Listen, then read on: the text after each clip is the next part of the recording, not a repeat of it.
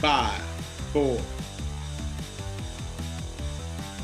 Okay, welcome back to another amazing episode of the Scoreboard Addicts podcast. I'm Nick, and with me, as always, where's TJ? Shit, TJ couldn't be with us, so it's just gonna be me and our absolutely lovable head lawyer in charge, the Rook.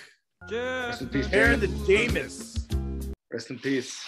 Miss Miss you. you. Die, bro. What is wrong with you? His ACL died, so therefore, rest Fair in enough, peace, but his he's alive and well. Is that a touchdown? That's gotta be a touchdown. That was a nice catch. Nice throw. So we're watching the Jets versus the Colts right now. And unfortunately, the Jets defense is a sieve. Like it's just allowing Carson fucking Wentz, of all people, to just roll them over. And Mike White is out of the game with some numbness in his throwing hand. It's such a very Jet thing to do. You know, you have a guy has his first start on Sunday. He's throwing 400 yards. He comes out his first drive. Not that great, but his second drive, he goes down. He scores a touchdown on a 19-yard pass to rookie Elijah Moore. And then he's out for what seems like he might be out for the game because he can't feel the ball because he got hit in the hand with somebody's helmet. And it's such a very Jet thing to happen. Yeah, and I think the Jet fans, you guys are to blame for this. Because I know I listened to, was it Carton and Roberts on the radio, and they were talking about how Matthew Judon, is it what's his name? Judon? What's his name again? That was from the Patriots. Judon. Judon. They're like, he's going to be Mo Lewis. He injured Zach Wilson, and they made way to Mike White being this incredible quarterback. It seemed like the next Tom Brady. And all this talk about it, and I'm like, he won one game. Like, we got to see what he's going to do on Thursday night, a short week against the Colts. And I think he was having a pretty good game. He wasn't playing bad, but I mean, now it could have been. Once again, it's just such like Jets luck. And I think they're reviewing that touchdown right now, but I think it's a touchdown. It's got a couple feet in. I think they should take it away because it's Carson Wentz and fuck him. Like, I don't know why, but I have a strong disdain for Carson Wentz. I just don't like his stupid face. Yeah, I don't like Carson Wentz either. I mean, when you get kicked off the Eagles, it says quite a lot about you as a person. And I also would like it to go to Jonathan Taylor because I have him on my fantasy team. So see, and this is why I don't do all this fantasy shit and gambling on shit, because I can't root for other teams. I just can't do it. Like, I have zero interest in. I watch football with my heart. If I hate a team, I'm going to root against them. I'm not going to sit there and go, oh, I hope this one player does well. Fuck that one guy. I hope his team fucking collapses and his ACL tears. I don't give a fuck about them. That's because you've had so much like unluck. Oh, you're so unlucky as a fan of a Jets, like a terrible team. You know, the guy's basically a doormat, you know, so you just hate everybody else who has success. So for me as a Giants fan, we won a couple championships in my lifetime. They're garbage now, but at least I have those to hang the hat on. And I wear jerseys for other teams. I love it. I celebrate. You know what it's called? It's called being competitive. Okay. The other day, talk about being competitive. The other day that the Rangers played, I want to say it was Columbus, and shut them out. And at the end of the third period, there was about 18 seconds or 13 seconds left in the game. And the goalie turned to the defenseman and said, hold the puck. Don't try to score. And he held up his stick to Shesterkin, who's tending a shutout. And Steve Valiquette was just like, what the fuck is wrong with these young people today? You don't sit there and tip your cap to people mid-game. Like, you might see him later and go, hey, man, you really played a great game. You don't stop playing so that the guy can pitch a shutout. Like, you don't do that. It would be like in a baseball game if the last three batters were like, you're throwing a no-hitter. All right, man, I'm just going to let you throw 3 strikeouts because, good for you. The fuck out of here. It's like what's that softball thing where the girl hits a home run and she tears her ACL around in first. So they carried her. The opposing carried her. Yeah, I'd have made that bitch crawl. All right. Or like Little League World Series when they're like the kid hits a home run and the pitcher gave up a bomb. Yeah, and he went to shake his hand. Wow. If that was my kid, I would have beat him. All right. Yeah, and they're clapping for the other team. Like, get out of here. Jerseys is the same shit. Okay, the same shit. That's the only opposing team's jersey I got. Other than I'll wear a Deion Sanders jersey every so often, but he don't play football anymore. But my Thad Castle jersey is the only thing that I'll wear. All right. I'm a fucking Jets fan. As I bought a Joe Burrow jersey recently with my Caesar's Reward credit. And then I also got, actually, I did what you told me to do, is I got a personalized Giants jersey, which says the Rook on the back, number 22. So That's what you do. You know why? Because these players don't last long enough. now we got good news here. The Braves win the World Series and save America from having to see a Houston Astros World Series, which is great because the Houston Astros have never won a World Series in their own building. Yeah. Awesome. Yeah. I mean, if you ask anybody that really counts on, like doing the right thing and playing by the rules, they've never won a World Series at all because they're filthy fucking cheaters. That being said, somebody said something about, Rob Manfred, they should be suspended from playoff play for 5 years for cheating the World Series, cheating everything in essence. And somebody said, I think it's better that they make it to the World Series consecutive years and just lose every time to give their entire fan base and their team hope and just yank it away and have them be miserable. Yeah. That they didn't win it all. Yeah. 5 straight ALCSs. So they come in with that, but Braves, I'm going to talk more about the Braves because I don't really give a shit about those cheaters, but and Houston, but Braves, what an incredible story.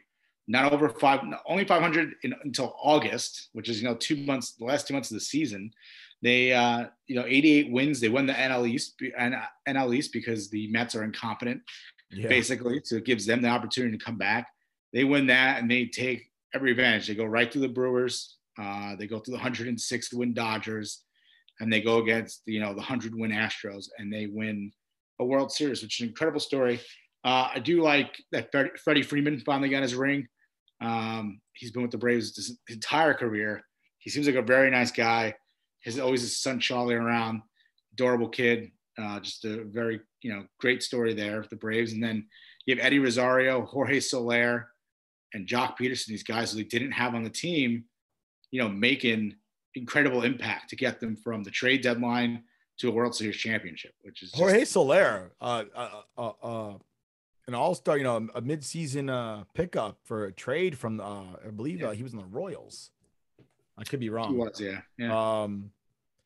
And goes from, being a trade deadline move that really flew under the radar and World Series MVP. Yeah, World Series MVP. It's crazy. I had picked the Braves in 6 I did too. With Freddie Freeman as the MVP. I picked Jock Peterson, but he had a horrible World Series. But yeah, Jorge Soler over the train tracks. Yeah, that was a goddamn bomb. That was the longest home run of the playoffs. Was it really? I believe that's what they said. Yeah. Ryan Jonathan Taylor. And the very, very, very impressive postseason. Absolutely. Yeah. Charlie Morton breaking his leg and continuing on. That was impressive. Yeah, that was great. But yeah, congratulations to the Atlanta Braves. Congratulations to our friend Brian, who's a Braves fan. Weirdly enough, a New Yorker who's a Braves fan, but Brian is a Braves fan. Cheers to you. Congratulations on your team's championship. Cheers to you. I don't have a drink tonight, but cheers to also I have a couple friends in Atlanta who are celebrating that. So cheers to you guys, because you guys had to deal with a lot of heartbreak with the Falcons and who else? Oh, the Georgia Bulldogs. Yeah. They blew the national championship. So finally a team from Georgia came through. Oh, then last year too, the Braves were the 3-1 in the NLCS and they blew that. So yeah, at least no back-to-back years of heartbreak for Braves fans. And now you guys got a World Series championship, the first one in 25 years. And this just leads to me thinking that the New York Yankees will win the next 4 out of 5, right? Because last time the Braves won, the Yankees then went ahead and won 4 out of 5. Well, so the hopefully last 2 times the Braves won, the Yankees won the World Series next year. Yeah, that's right. 57 the Braves won and the Yankees won in 58. Yep. And in 95 the Yankees won, in 96 95 the Braves won, and 96 the Yankees won it. But talking about the Yankees today, it was a great day. Old Man River, Brett Gardner, was finally let go. And if God willing, they don't try to bring him back on a cheaper deal, that guy has been done for 3 years. He was never plan A at any point of his career. He was always the backup and the guy we settled for, I guess, for the last 10 years. Everybody goes, oh, he's the longest tenured Yankee. Being somewhere for a long time does not make you great. Okay. Herpes lasts forever. It's not good either. All right. I'm so glad that Brett Gardner can leave. That walking toe needs to go. All right. Worst. I'm happy. And honestly, like, I'll give you a couple of instances where I just disdain this individual. One, every time he gets on first base and I have to hear Michael K go, he's a threat to steal. No, he is not. He has not like been a threat to steal since like 2013. Yeah. All right. I've seen Gleyber Torres run from first base to second base more times than I've seen Brett Gardner in the last 5 years. All right. I think Aaron Judge definitely has more stolen bases. Yeah, absolutely.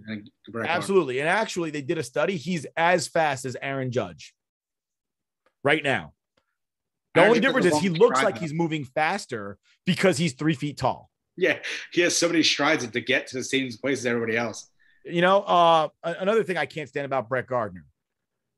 Clint Frazier, I think everybody can agree, Clint Frazier is not a good defender. All right.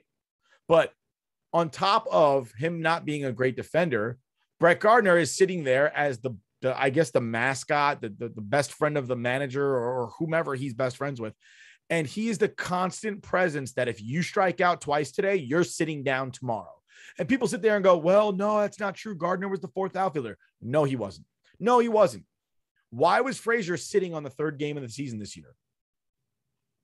Can anybody explain that?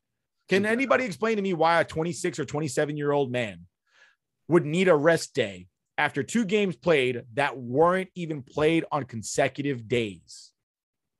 And it's because the intent was always to play Gardner every day at some position. Mm-hmm. It always was. And you got to admit that the ownership and the management were thrilled when Hicks got injured and when Frazier got injured. Oh, good. We can play Gardner now because Greg Allen outplayed Gardner this year and he's a switch hitter. And for some reason, Gardner got more reps than him. If George Steinbrenner was the owner still, he would have cut Gardner. But because Hal... I don't want to cut you off, but I feel like this is deja vu. Oh, this is my rant all year.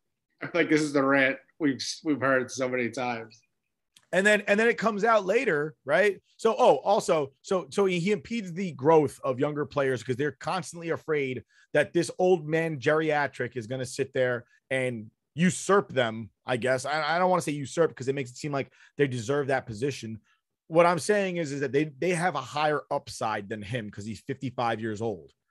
So even if he plays good right now and they're not playing great, the concept of them playing better than him is more possible than him getting any better than he is right now, because that's not possible. All right.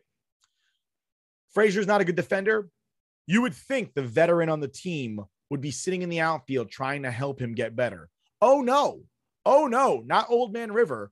Aaron Judge is in the outfield trying to help Frazier. You know why? Because he actually cares about the Yankees getting better. Brett Gardner cares about Brett Gardner getting reps, and he knows that if Clint Frazier becomes a decent defender, that cuts into his playing time. So he has zero interest in trying to help anybody take away from his playing time because he's about himself, all right? And last but not least, apparently he's antagonizing our ace mid-season when he's going through a struggle. Yeah, because that's what leaders do. He put the spider tag on his hat. I went up to Cole. Cole got pissed off. That's what leaders do. You antagonize your teammates when they're struggling. When they're, I'm sure he's the kind of guy that like your relative dies and he's just like, yeah, he had me killing too, or some bullshit. He makes a stupid comment. Oh, he's a prankster. All assholes think that they're pranksters. They think that they're funny. They're not. They're assholes. Okay. And Brett Gardner is king of the assholes. All right.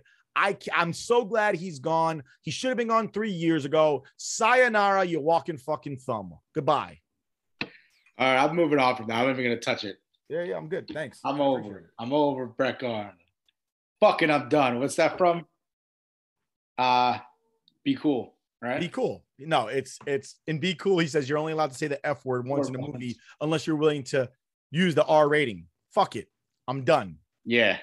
Which is funny because he only says the F word that one time. That was the joke. Yeah.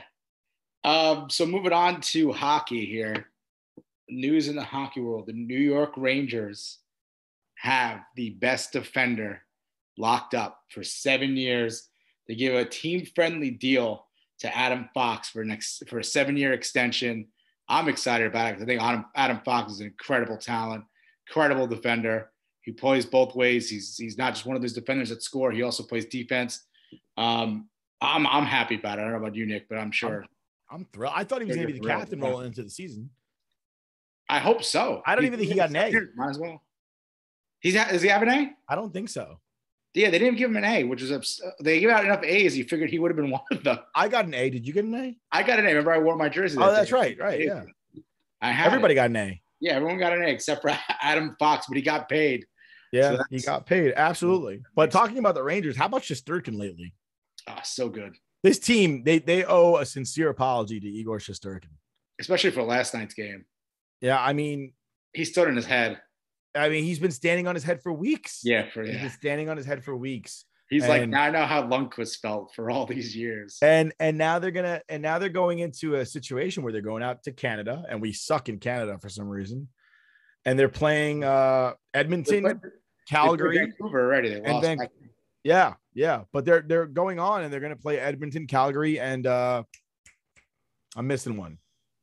Well, they're playing the West Coast Canadian teams, right? Right. I forget who the other one is. Winnipeg. There we go. Yeah, although Winnipeg's not really West Coast, but they're playing those teams. If you look at their records, they all got winning records, like by a lot, maybe one loss each. I think Edmonton's 8-1. Edmonton's really good. That's because and Calgary's 6-1.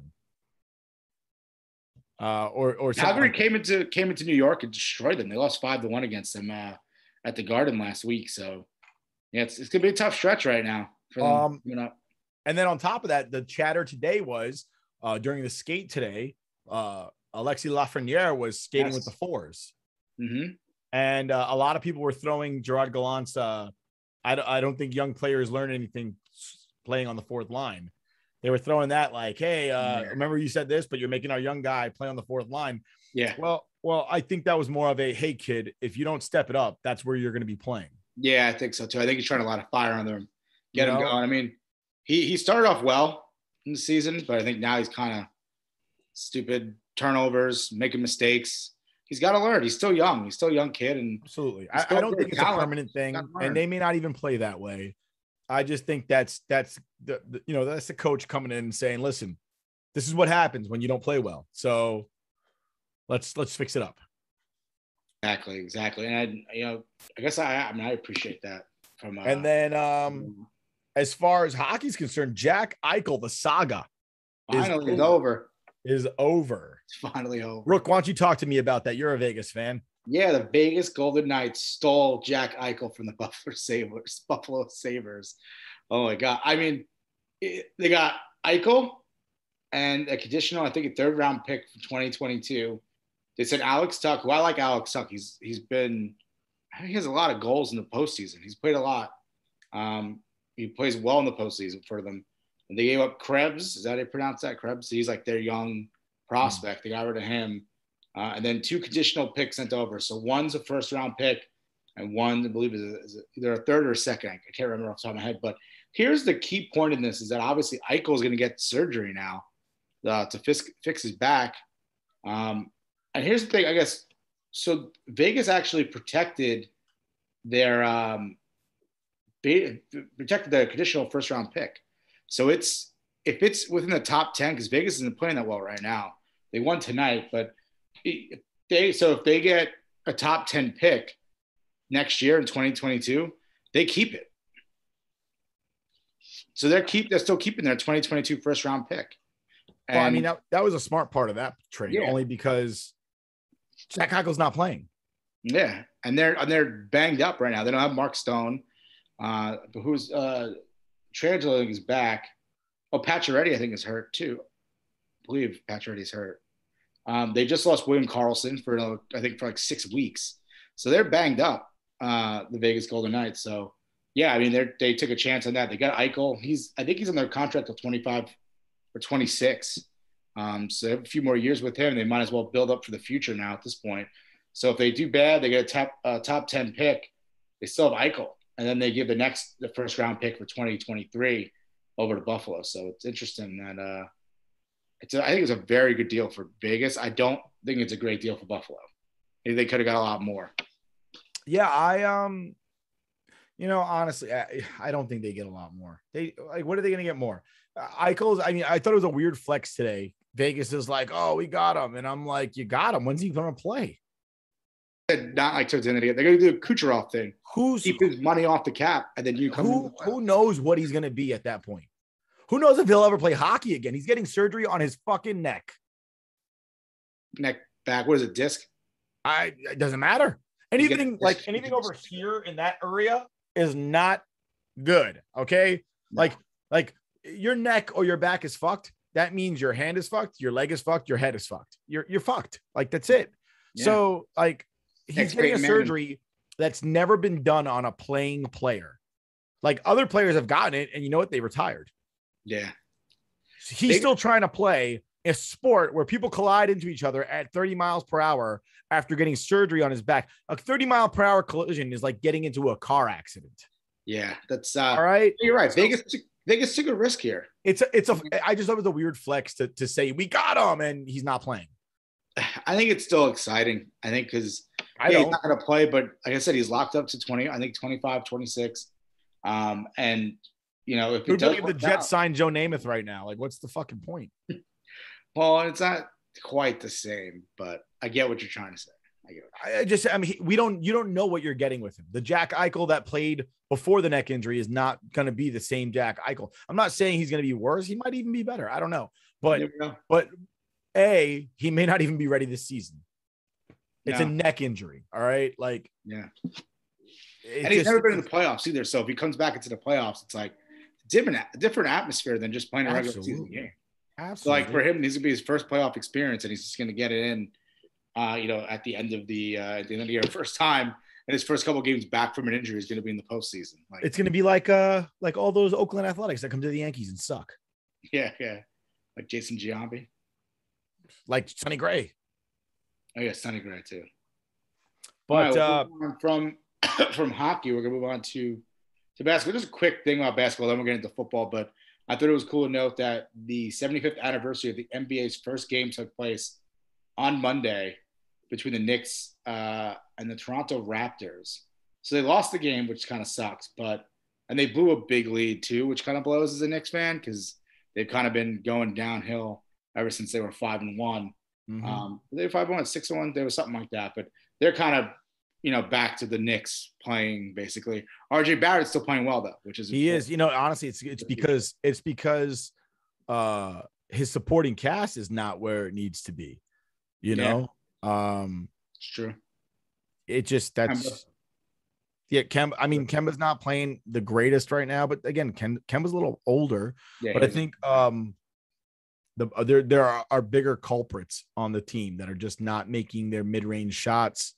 I actually been watching the Knicks. It's been fun. And I don't think Fournier's playing at the level that he wanted to. No, he was playing well early on. Now he's kind of regressed back. I don't see a lot of I don't know. I just don't see a lot of what I want to see,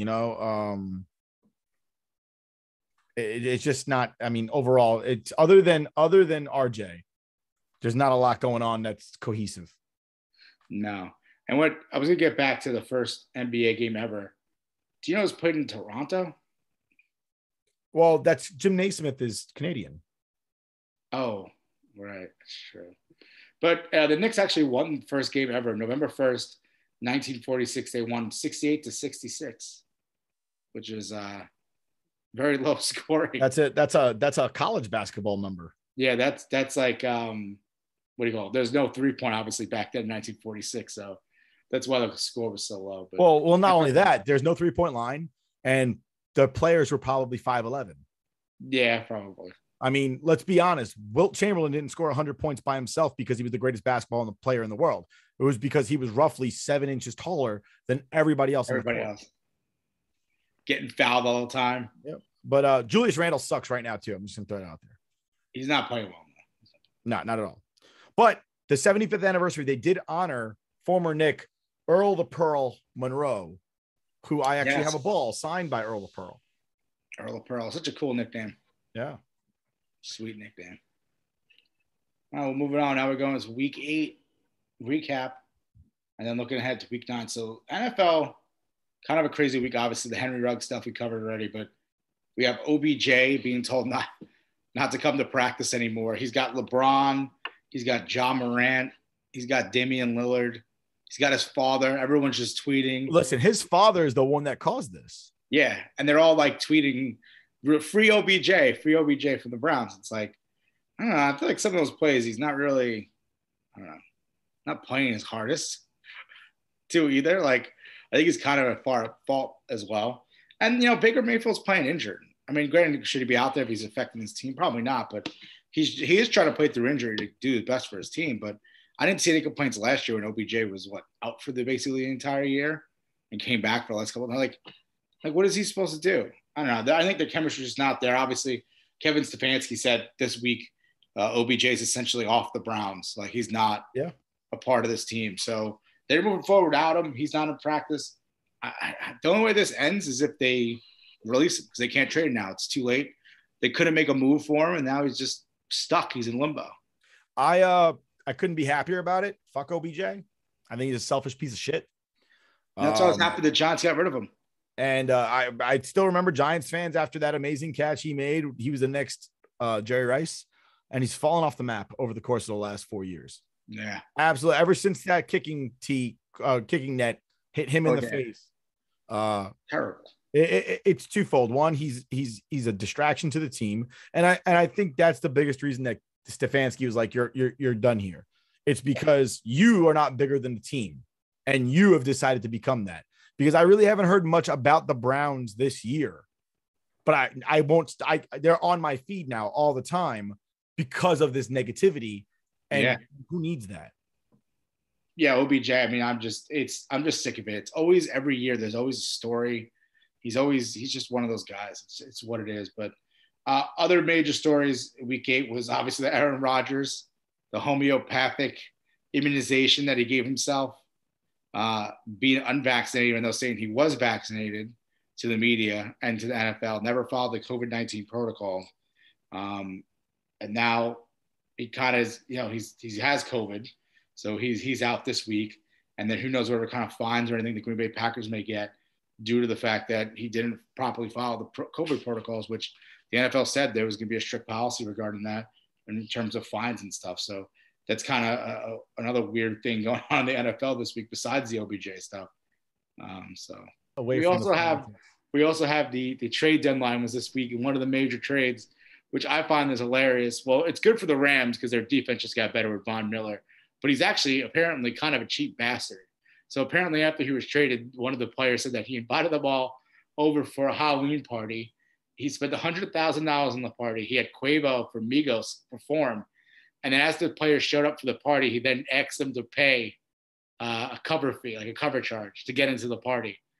And they're like, you invited me. Like, this is an invitation to your party. And you're being a cheap bastard. You paid $100,000. Now you're trying to make money back. You know what I call that? You ever see Fast and Furious when I think it's Fast 5 when they're in London? Is it Fast 5? Fast 6, sure. Maybe? I think it's Fast 6. There's so many blend together. There's a part where Tyrese turns to Ludacris and asks for money for the vending machine. And Ludacris goes, "You a millionaire. You still asking people for money?" Yes. And Tyrese goes, "That's how you stay a millionaire." that's Von Miller's just doing the right thing, man. That's how you stay a millionaire. That's true. But another funny part about the Von Miller trade is that the Rams, I think, only have 2 to 3 draft picks left. I don't think they have any. No, I looked it up. I think they have. I'm saying 2 to 3, but I know it's definitely 2, but I'm not sure if it reaches the 3. They have like a 5th round pick and like a 7th round pick.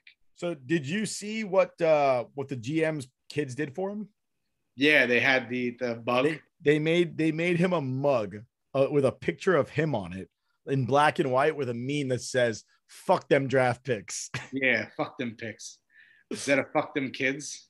Yep. Yeah, so they made him a cup with him on it, and on the cup it says, "Fuck them picks." That's amazing. And it's absolutely Elijah hilarious. Moore scored a touchdown for you, Nick. It's now 41-16. Hooray. Thanks. Yeah. Thanks. So week 8 recap. Obviously, I'm wearing my Jameis Winston. Jameis Winston goes out with the torn ACL. And then the Saints win that game where I actually picked correctly. I said that the Saints have a chance to win that game. I also took them as a home dog. But afterwards, they're all celebrating in the locker room. They just pan the camera over, and you see Jameis Winston jamming out, dancing in the locker room with his 2 canes, man. I'm going to miss Jameis. You know, of all the people, you know, I'm obviously a Jameis Winston fan. I'm a Florida State fan, so I'll always appreciate Jameis. Yeah. I think a lot of people hate Jameis for some reason. I don't think so. I don't think people hate him. I think people love him. People were clamoring for fucking Taysom Hill. That's because he pays them. They paid a lot of money to Taysom Hill. I mean, I just feel like a lot of people have. I've seen, and like I said, I'm a Florida State fan. I've seen Jameis Winston play football since he's a teenager. I feel like a lot of people made their ideas about him when he was 20. You know, he got into some trouble at Florida State, being immature and doing immature things. Snow crabs. So the crab thing, that was bullshit. He was getting free shit. The manager caught the employee giving him free shit. And instead of him diming out on the staff, he was like, nah, my fault. I forgot to pay for him. Mm-hmm. He was getting free shit from the fucking Publix, and the manager caught it. That's what happened. He should have just been like, yeah, your boy was giving me free shit and got that kid fired. He wouldn't have got in trouble. But yeah, and Publix sandwiches are delicious. So like, I wouldn't want to fuck with the staff because Publix food is so good that if I get caught with the crabs, they give me free subs.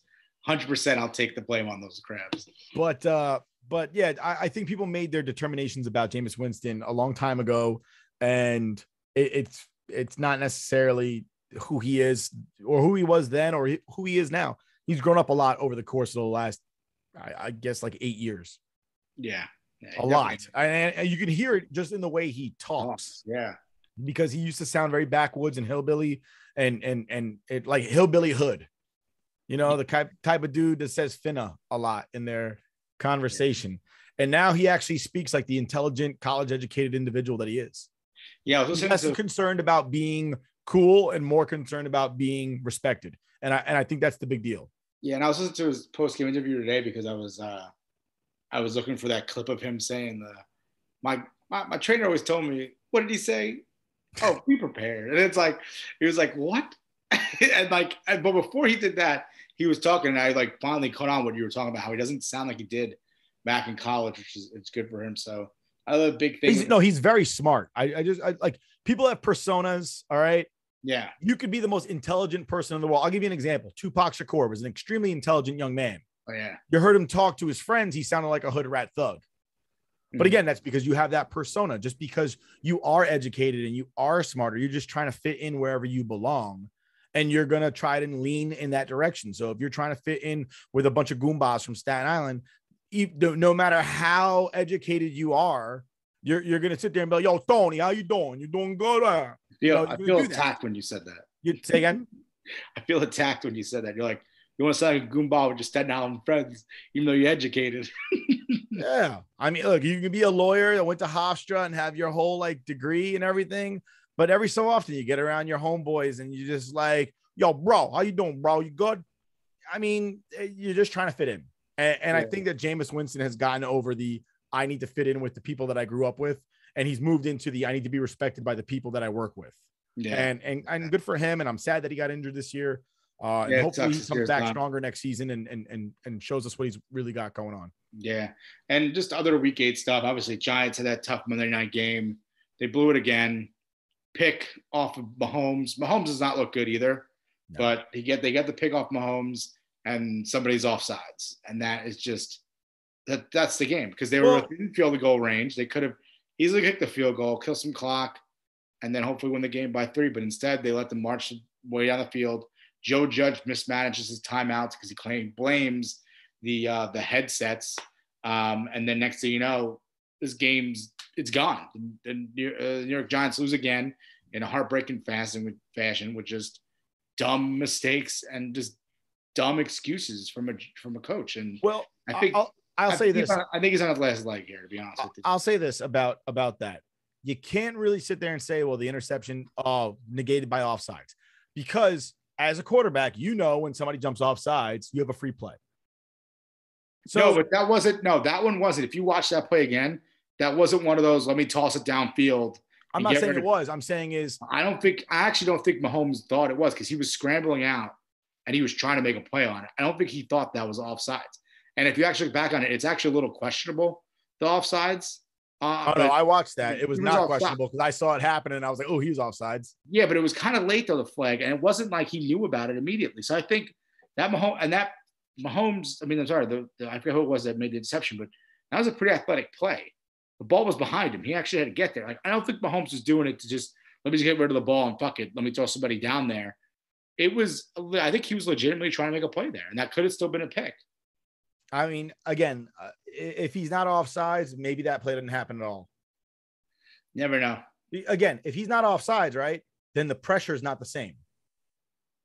You're right. There's a lot that goes into it. You know, it's like a rock in a pond. You know, the ripples effect is the butterfly effect, right? Mm-hmm. Yeah. But yeah, he doesn't look good. Honestly, he really doesn't. I don't know what the hell happened to him, but he's not. I don't know if it's the line. I don't know what it is, but he just does not look good at all. Yeah. And even Kelsey had a bad game. He was dropping all balls all over the place. I saw that too. I don't know what's going on with them. I mean, I guess too much success, and now they're finally having adversity. They just can't handle it. Maybe, I don't know. Well, Mahomes he said that. He said something along the lines of, you know, we thought we're looking toward the Super Bowl this year, and we need to look more toward every game. Yeah, and we got ahead of ourselves, and that happened. Actually, he tweeted out they were going to go 20-0. Yeah. Like, what do you do that before the season starts? Go 1-0 first. Yeah, exactly. And then they have the Packers this week, which they caught a break because Aaron Rodgers won't be there. So maybe they'll be able to get a couple games over 500 now. Be 6-4 if they win on not 6-4, is it? I'm trying to think what the record was, but yeah, I don't know. They're struggling out there in Kansas City, and the Rams look good still, and they added another defensive piece. Fuck them picks. The Bengals get upset by the Jets. I mean, we already talked about this before, Mike White, but that was just a weird game because the Bengals came out, destroyed the Ravens on the road, and then the following week they lose to the Jets. It's just the NFL this week was one of those just what the hell's going on week. Like, it was just very, very weird. A lot of upsets. Jags got destroyed. I don't even want to talk about them because they suck so much. I just want to point out with the Jaguars, if Urban Meyer were the Jets head coach, we would still be talking about him cheating on his wife. Yeah, I don't know how he got away with that. I haven't heard anything about the Jacksonville Jaguars. No. Other than 10 seconds of Urban Meyer grabbing somebody's ass and putting his finger in her butt. Yeah. And I just want to point out that Trevor Lawrence, I think he's leading all rookies in interceptions and turnovers. Yeah. If he played for the Jets, they'd be like, the Jets ruined another one. Yeah, no, the Jags are just not a good team. Everything they do is just terrible. I don't know what it's gonna take a lot to fix that team. But Trevor Lawrence should stay in college to avoid the Jets. He should have stayed in college to avoid both teams. No, because if you go play for the Jets, at the very minimum, you'll get headlines. You'll be in commercials. It's true. You'll be on the cover of Vogue. Because I'm pretty sure Mark Sanchez was on the cover of GQ or some shit. He was. Yeah. Yeah. But Trevor Lawrence ain't gonna be on the cover of he ain't gonna be making fucking Sassoon fucking commercials or like herbal essences. Although with those locks, he probably should. He should get a Head and Shoulders commercial. But he won't because he plays for the Jags. Yeah, that's true. If he played for the Jets, though, he'd be in that Head and Shoulders commercial. Yeah, him and Troy Polamalu. So looking forward to week 9 now. Nick, do you have any? I'm over week 9 already. The Jets already lost. I don't want to watch football anymore. NFL, you lose money when the Jets play badly. I want you to know that because I don't want to watch any football when the Jets suck, only because it reminds me how awful my team is and how simple everybody else makes it look. Yeah, sure. And I'm just like, I don't want to watch football. I'm over it. It just reminds me about being angry. Like, I've already turned off this game. I turned it off. I looked at you. I said, I'm turning this off because I'm 34 years old and I can't get mad about sports anymore. Yeah, you did do that. So I just turn off shit that upsets me now. See, I know you don't like following other players because I do fantasy and stuff. No, it's not that I don't like following other players. I don't like rooting for other players. Yeah, I got you. I root for my team. Fuck every other 31 other teams in the NFL. I hope all their planes crash into the fucking ground so that only the Jets exist. They have to be the Super Bowl champion at that point. That's crazy to say all that. I'm all right. I don't give a fuck. I'm ruthless. All right. I don't raise my stick to the opposing goalie when my fucking team just got shut out. And I don't shake the hands of people that hit home runs off of me. All right. That's true. Me against the world. I'm like fucking Bobby Knight out here throwing chairs at motherfuckers. Well, I'm looking forward to the Bengals Browns. I like following Joe Burrow. So I think that should be a good game. Battle of Ohio. And let's see how the Browns do without OBJ messing up their shit. Old blow job. Yeah, let's see how they do without him. I mean, he hasn't really been playing anyway. Another good game. I don't think what did he have? 3 catches for 6 yards the other day? Yeah. Something like that. Next, Jerry Rice. Oh, Cardinals 49ers would be a good game if K1 plays. Yeah, if he comes back. And then the Packers Chiefs would have been a good game if Rodgers was there. So I mean, it's one of those weeks again where it's not really that many good games. Titans Rams probably would have been good if Derrick Henry was healthy. Let's see how. I mean, everybody last week, all the backups won games.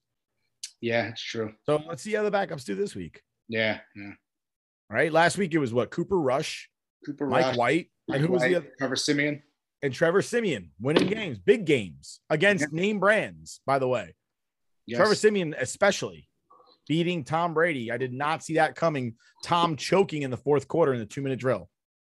See, there was 3 former Jets, well, not former because Mike White's still there, but 3 Jets that were on the roster, I guess previously on their Adam Gase, all won a game. The 3 of them, it was Teddy Bridgewater, Trevor Siemian, and then Mike White. Yeah, Adam Gase sucks dicks and balls, and he should be unemployed from any job. He should be a stay-at-home dad. He's actually coaching. He's an offensive coordinator at a high school. He's not even the head coach. He's not. He's not even the head coach. He's not, though. He's not. He is, though. He is. I'm pretty sure that was just a rumor. Somebody that Lincoln High. He's the. Yeah. I'm pretty sure that was a rumor that somebody created, and the media even ran with it, but it's not true. Oh, it's not. It'd be so great because he had to go back to the high school ranks, and it's like he's an NFL level coach, but we're only going to make him an offensive coordinator. Could have been so embarrassing. Actually, you know what? No, this is Daily Snark, so that's not real. Daily Snark sounds. Yeah, it says Daily Snark. Lincoln High School in Ypsilanti, Michigan, announced that they've hired Adam Gase as their offensive coordinator. But it's Daily Snark, so that can't be real. Never know. Never know. All right. Well, thank you for joining us. Well, at least 2 of the 3 of us. We appreciate you spending this time with the Scoreboard Addicts podcast. Please like, share, and subscribe to all of your favorite ongoings of sports and sporting. And we'll have a Screen Addicts podcast coming to you soon. We'll be reviewing Slapshot, starring, I can't remember. There you go. Paul Newman. Thank you. And the Hanson brothers. Well, they're not. 2 of them are Hanson brothers, and then they're Carlson brothers is their real name, and the other guy, the third one, his last name is Hanson. Ironically, do you know that? Thank you. More of the Screen Addicts podcast. Thank you for coming and spending this time with us. We'll see you again next week. Have a good one. Stay rock.